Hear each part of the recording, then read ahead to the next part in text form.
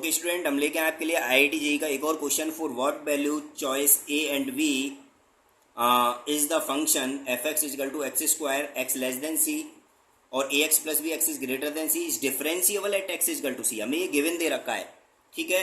Option आपको देख रहे हैं, चार में से कोई एक ऑप्शन करेक्ट होने वाला है, ठीक है।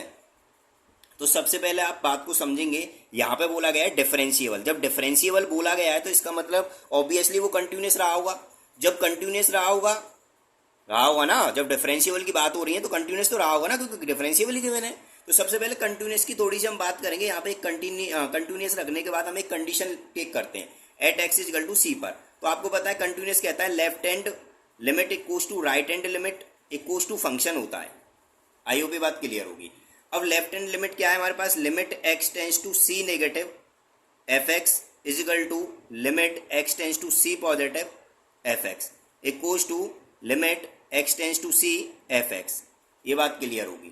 अब यहाँ पे आप बात समझेंगे, सी नेगेटिव का मतलब क्या है, सी नेगेटिव एक्स स्क्वायर में वर्क कर रही है, ठीक है, एक्स स्क्वायर में वर्क कर रही है और ग्रेटर देन ए एक्स प्लस बी में वर्क कर रही है हमारे पास। और एक्स जगह हमारे क्या रखना है, सी रखना है। तो यहाँ पे जब एक्स जगह में सी रखूंगा, देखो एक स्टेप और बढ़ा लेते हैं, x is equal to C negative है, ये तो एक्स स्क्वायर में वर्क कर रहा है और limit x tends to C positive में हमारे पास वर्क कर रहा है ए एक्स प्लस बी में, ठीक है। तो हमारे पास इस केस को आप समझो, एक्स जगह में सी रखूंगा तो सी स्क्वायर हो जाएगा और यहाँ पे क्या हो जाएगा, A C plus B. I hope बात क्लियर होगी। तो हमारे पास एक इक्वेशन बन के आ गई कि सी स्क्वायर इजकल टू एक रिलेशन बन के आ गया कि ए सी प्लस बी के बराबर है यहाँ पे फिलहाल, ठीक है। अब बात कर लेते हैं जो गिवन है डिफरेंशिएबल। अब डिफरेंशिएबल करने के लिए जब हम बात डिफरेंशिएबल की कर रहे हैं तो डिफरेंशिएबल क्या कहता है, जो लेफ्ट हैंड डेरिवेटिव है वो इक्वल होता है राइट हैंड डेरिवेटिव के, जब भी तो डिफरेंशिएबल होता है। डिफरेंशिएबल हमारे पास गिवन है तो लेफ्ट हैंड डेरिवेटिव के लिए एक फॉर्मूला यूज करते थे हम। क्या फॉर्मूला होता था, फर्स्ट प्रिंसिपल वाला, limit H tends to zero होता था, फिर क्या होता था, F C minus H minus F C upon में minus H is equal to right hand के लिए क्या करते थे, limit H tends to zero F C plus H minus F C upon में प्लस एच। ये हमारे पास कंडीशन होती थी, ठीक है। अब बात समझेंगे, जब ये लेफ्ट की बात हो रही है इधर, तो लेफ्ट कहाँ पे वर्क कर रहा है, लेफ्ट एक्स स्क्वायर में वर्क कर रहा है और राइट किस में वर्क कर रहा था, ए एक्स प्लस बी में। अभी भी कंटिन्यूस में बताई थी ये वाली बात मैंने। तो आप देखो यहाँ पे जो फंक्शन है हमारे पास, यहाँ फंक्शन है एफ एक्स इजकल टू, एक तो एक्स स्क्वायर है और एक बार फंक्शन है हमारे पास ए एक्स प्लस बी।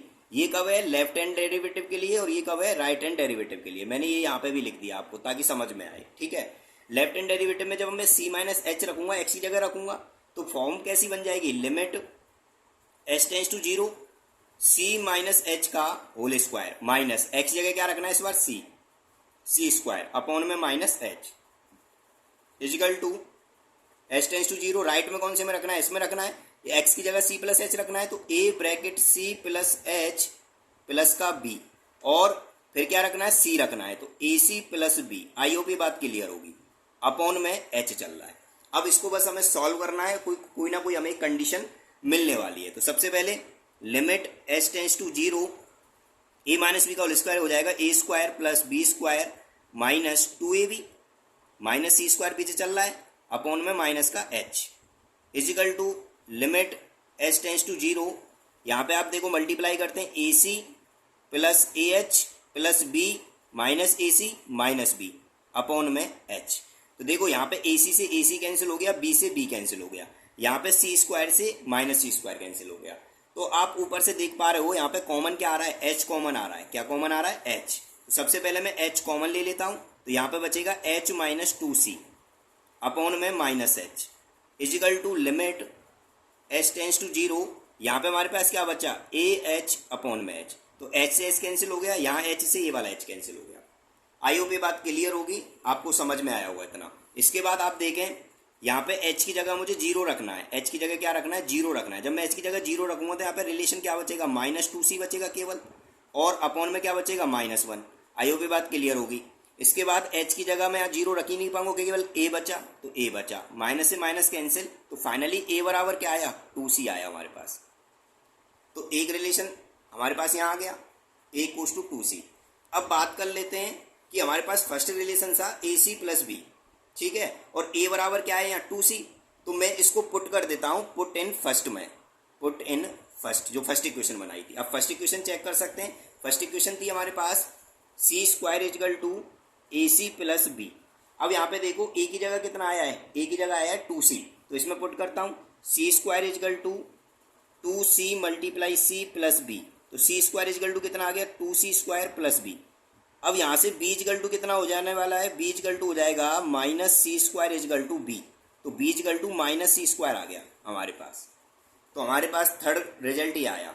अब हम ऑप्शन को चेक कर लेते हैं। तीन ऑप्शन, हमने तीन रिजल्ट निकाले, फर्स्ट सेकंड और थर्ड। इन तीन रिजल्ट में से कौन सा मैच कर रहा है ऑप्शन को। सबसे पहले फर्स्ट ऑप्शन है ए इजकल टू सी और बी इजकल टू सी, तो ये तो हमें मिला ही नहीं, तो फर्स्ट ऑप्शन तो रॉन्ग हो गया। सेकंड ऑप्शन चेक कर लेते हैं, A is equal to C B is equal to minus C, no B equal to minus C square मिल रहा है, ये भी गलत हो गया।